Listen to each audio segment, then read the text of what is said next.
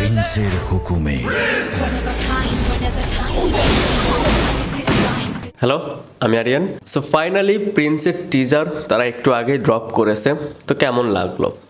প্রিন্সের teaser কেমন লেগেছে এটা বলার আগে আপনাদের আগে আমি এটা বলে দিই, হয়তো এই টিজার রিভিউটা দেখার পর অনেকেই অনেক কিছু বলতে পারেন। আপনি যদি দেখেন বরবাদের টিজার রিভিউ আমার চ্যানেলেই রয়েছে, তুফানের টিজার রিভিউ আমার চ্যানেলেই রয়েছে, তাণ্ডবের কথাও বলতে পারি। সো আমার চ্যানেল থেকেই যারা পূর্বের টিজার রিভিউগুলো দেখেছেন তারা হয়তো কমেন্ট বক্সে এসে খুব একটা চিল্লাচিল্লি করবেন না আমার ধারণা। যাই হোক, এবার আসি প্রিন্সের টিজার কেমন লাগলো। এক কথায় বললে এটা একটা ডিসেন্ট টিজার। আমি ভেবেছিলাম যে প্রিন্সের টিজার দেখে এবার একটু চিল্লাচিল্লি করব, একটু ক্রেজি ভাবে রিয়াকশন দিব, সেটা পসিবল হচ্ছে না, কারণ টিজারটা আমার কাছে ডিসেন্ট লেগেছে। প্রিন্সের টিজারের কোন বিষয়গুলো আমার কাছে ভালো লেগেছে? প্রথমত শাকিব খান, ওনার স্ক্রিন প্রেজেন্স নিয়ে কথা বলার মতন সাহস নেই। শাকিব খানের স্ক্রিন প্রেজেন্স, তার ডায়লগ ডেলিভারি, এগুলো নিয়ে বলার আসলে কিছু নেই। এই টিজারে একটা সিন রয়েছে, দেখবেন যে শাকিব খান পুরো একটা গ্যাং নিয়ে হেঁটে আসছে, আমরা সেটা ওয়াইড শটে দেখতে পাচ্ছি। সেই সিনটা মারাত্মক লেভেলের সুন্দর। অ্যান্ড লাস্ট দিবেন্দ্র ভট্টাচার্য, যাকে দেখে অনেকেই ভেবেছিলেন যে উনি কি পারফরমেন্স দিবে, উনাকে কেমন লাগবে, বাট এই টিজারে কিন্তু দিবেন্দ্র ভট্টাচার্যকে দেখে বেশ ভালোই লাগছে।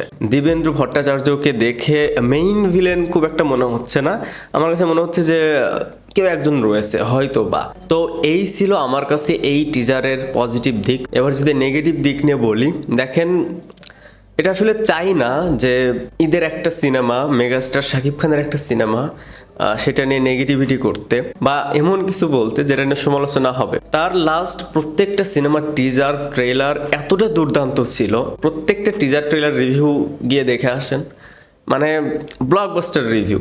এই টিজার কার্ডটা যদি দেখেন, আচ্ছা ঠিক আছে টিজার কার্ডটা মেনে নিলাম, বাট এখানে যে ব্যাকগ্রাউন্ড মিউজিকটা ব্যবহার করা হয়েছে সেটা কেমন লাগছে শুনে। দেখবেন আজ থেকে 30-40 বছর আগে আমাদের বাংলা সিনেমার ক্ষেত্রেই যখন হিরোর এন্ট্রি হতো, সিনেমার যে নাম থাকতো, যে টাইটেলটা থাকতো, সেই একটা টাইটেল, সেই একটা ওয়ার্ড, একটা মিউজিকেই বারবার শোনা যেত। ধরেন সিনেমার নাম মান্না ভাই, সেই একটা টাইটেল, সেই একটা শব্দ একটা মিউজিকের সাথে শোনা যেত, মান্না ভাই মান্না ভাই।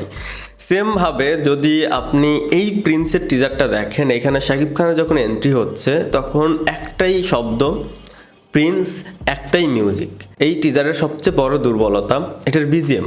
একটা ভালো বিজিএম নর্মাল সিনকেও কিন্তু গুজবাম ফিল করায়। এইখানে শাকিব খানের এত ভালো এন্ট্রি সিন রয়েছে, একটা শব্দ প্রিন্স এবং সাথে সেম মিউজিক, এভারেজ একটা মিউজিক, কারণ সেটা দেখে গুজবাম ফিল তো দূরের কথা, কোনো ফিলই হচ্ছে না। মেশিন গানের যদি কথা বলি, যেটা কাস্টমাইজড করা, সেটা বেশ ভালো। এছাড়া টিজারে দেখবেন যে ভিএফএক্স এর কাজ আপ টু দ্য মার্ক নয়। ওভারঅল বললে টিজারটা ডিসেন্ট হতে পারে, ফাইনাল আউটপুটটা বেশ ভালো, ট্রেলারটা এর থেকে আরো ভালো হবে, আরো বেশি জমজমাট হবে, গানগুলো হয়তো ভালো হতে পারে, সেটা এখন পরবর্তী কন্টেন্টগুলো দেখার পর বলা যাবে। তবে এরপরেও আশা রাখছি সিনেমাটা খুবই ভালো হোক। দেখেন সত্য কথা এটাই, আমাদের ইন্ডাস্ট্রিতে যদি সর্বোচ্চ কালেকশন কেউ দিতে পারে, ইন্ডাস্ট্রি হিট যদি কেউ দিতে পারে, সেটা একমাত্র শাকিব খান এবং তার সিনেমা। সো যদি একটা ঈদ মিস যায়, শাকিব খানের কোনো কিছু আসবে যাবে না। তার ক্যারিয়ারটা এত বড়, তিনি জীবনে এত এত হিট সিনেমা দিয়েছে, তো তার কিছু যায় আসবে না। বাট ইন্ডাস্ট্রিতে একটা ঈদে শাকিব খানের সিনেমা ভালো না চলা মানে অনেকটাই ক্ষতি। এর আগের সিনেমাগুলো ভালো চলেছে দেখেই আজ একটা প্রিন্স হচ্ছে। সো প্রিন্সও যদি ভালো চলে তাহলে প্রত্যাশাটা আরো বেশি থাকবে। যাই হোক, এই ছিল আমার ওপিনিয়নে প্রিন্সের টিজার। আপনাদের কাছে কেমন লেগেছে সেটা অবশ্যই কমেন্টসে জানাবেন। ভিডিওটা দেখার জন্য অসংখ্য ধন্যবাদ। এই চ্যানেলে যদি প্রথমবারের মতন হয়ে থাকেন তাহলে প্লিজ সাবস্ক্রাইব। বাই।